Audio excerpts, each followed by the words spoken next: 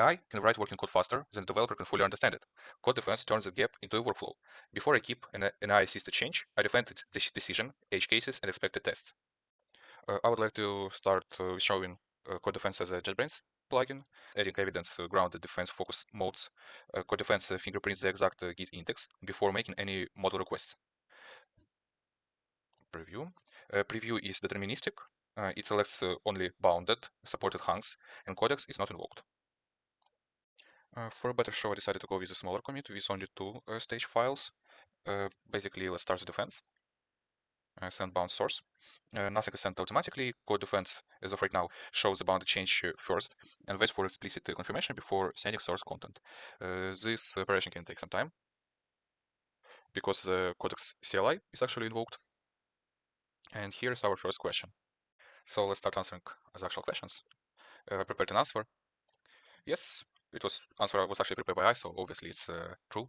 I will skip next two questions just for the showcase. Yep, 33. So now let's open a passport. Here is a passport. Basically, the completed defense creates a repository local change passport bound to exact diff fingerprint. The scores and readiness describes the defense attempt. As for the referenced classes I mentioned previously, referenced here.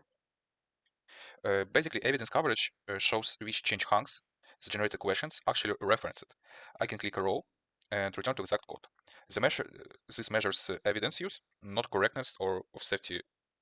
Yeah, also one of the ways I want to improve this tool is deeper Codex integration. I created a plugin from zip file. Basically, the same boundary that was shown in the JetBrains plugin is available inside the Codex. The CodeDefense skill reads open source free passport status and confirms that the current stage change still matches its defense. Yep. Let's continue with JetBrains plugin. Let's do some strict travel. Maybe add some comment. Travel comment for test. Let's set the changes to Git. Yes, change. Please look at the stage passport and it's expired. Basically, it means that we have to defend this change once again. Passport becomes basically expired. CodeDefense never silently reuses defense for different code. Basically, the passport fingerprint can travel in the commit message. GitHub Actions recalculates parent to commit continuity without Codex, without an API key, and without uploading the passport or repository source. So you can see all the commit statuses. CodeDefense does not prove that code is correct or safe.